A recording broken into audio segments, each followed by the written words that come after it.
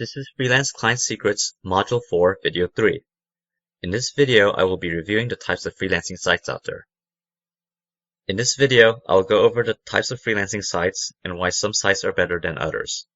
Because even though they all look the same, there are some little things that will make a big difference in being able to find profitable work easily. There are three types of job sites that I want to talk about. Job search engines like Monster.com, general freelancing networks like Freelance, and niche project sites that are targeted specifically for one specialty, like writing sites. Job search engines might be okay to look at every now and then for long-term jobs. There might not be as many telecommute opportunities, although you will see some occasionally. It might be worth searching through for occasional opportunities. Search for terms like telecommute and work from home. Examples of job search engines and directories are Monster.com and Craigslist.org. Craigslist can also be a possible source for short projects as well. Now I'm going to talk about general freelancing networks, which is mostly what this course is about. These networks connect freelance workers and clients from around the world by allowing clients to post projects and freelancers to bid on them to complete them. I believe Freelance is the biggest one. Some of the other freelancing sites include Odesk, Guru.com, People Per Hour, VWorker, and Freelancer.com, and these generally function about the same. Niche project sites cater towards certain specialties like writing. There are also job boards that just list jobs and projects in those areas of work.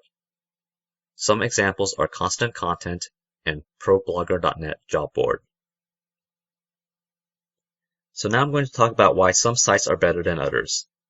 Here are some things to look for. Good volume of projects posted. This is one reason I like Freelance because there are enough jobs posted on here that I don't have to jump between multiple sites looking for work. Although there's nothing wrong with jumping between sites, it's convenient being able to stay in one place. High-paying clients, including corporate clients. You want to be where high-paying clients are posting their projects. Better search and screening functionality is important too. You need to be able to quickly and easily find the projects you are interested in. Some sites are harder to filter search results on than others, which means it will take more time to screen through projects. Higher barriers to entry for low-cost and low-quality providers.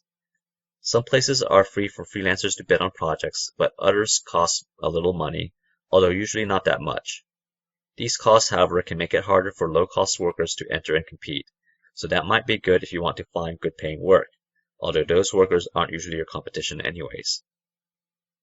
Finally, good payment systems. For freelancing sites, I like sites that have an escrow system set up, because it makes it easier to get paid. Now I'm going to talk about expanding into other sites. If you have time for more work, then you can expand into another site. If you are allowed to, link back to your feedback profile on your main site to show that you are not new. I know that People Per Hour does not allow you to do this on your bids, but other sites don't care.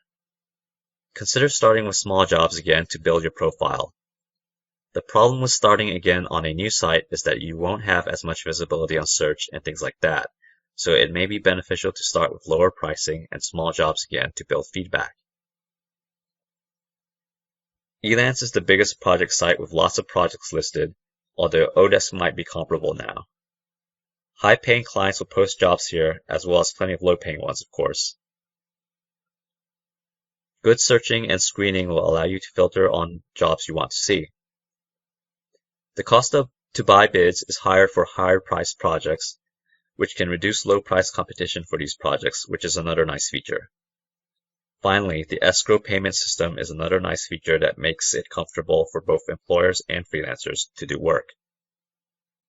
Odesk is another big freelancing network site. Bidding is free here, and you get more bids by taking skills tests and filling out your profile completely. One of the downsides is that they don't have an escrow system for fixed-price projects, which makes it riskier for the freelancer.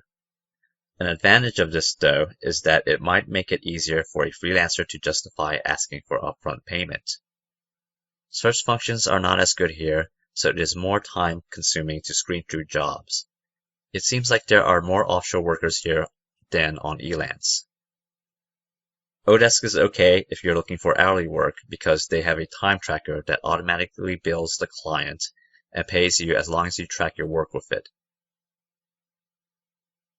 Guru.com is similar to Elance. There are not as many projects, but there is enough volume that it might be worth being on there. They also have an escrow payment system like Elance. People Per Hour originally started in the UK, so it has a large UK user base. There aren't as many offshore people, but the population of offshore workers is growing quickly. They don't allow you to link to competitor sites like Elance in your bids. Freelancer.com was formed by merging 3 other freelancing sites and is probably the third biggest site behind Elance and Odesk. It's not as large, but still has a decent amount of projects. The bidding packages are cheaper than Elance, so it costs significantly less to bid on Freelancer. Although due to a high volume of bidders and a lower volume of projects, it might be necessary to purchase a featured bid to get seen when you're just starting out. You also have to pay to take skills tests on here, which supposedly raises your visibility. And they do have an escrow system as well. One unique feature of Freelancer is that they have contests where multiple freelancers can compete to win a guaranteed payout from the employer. Although, as I said in a previous video, I don't participate in these.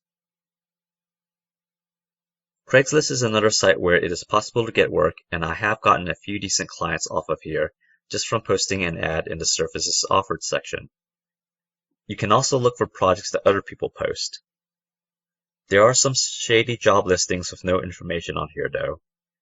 I would say that I would probably avoid listings that don't have much detail or info on the project.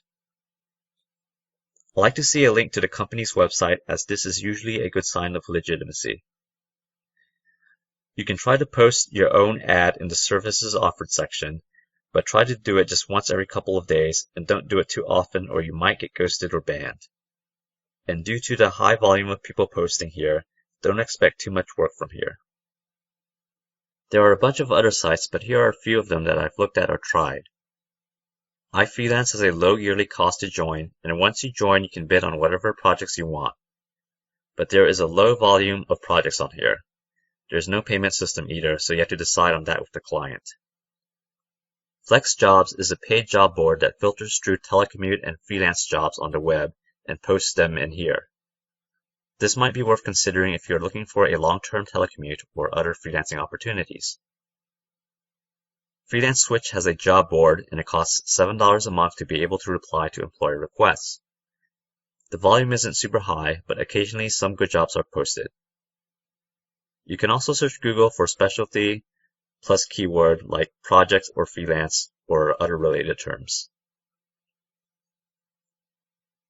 So congratulations, you have made it all the way to the end of Freelance Client Secrets. I hope that you have learned a lot from this course and that you can now go out there and apply what you've learned to get good paying projects and build your freelance business. If you have any questions, be sure to take advantage of the last coaching call, and hopefully you are already out there doing this stuff and making money. It's been a great pleasure teaching this course, and I hope you will take time and send me some feedback on what you thought about the course and suggestions for improvement or any other comments. So to do that, just go to the comment form and fill it out. Thanks again.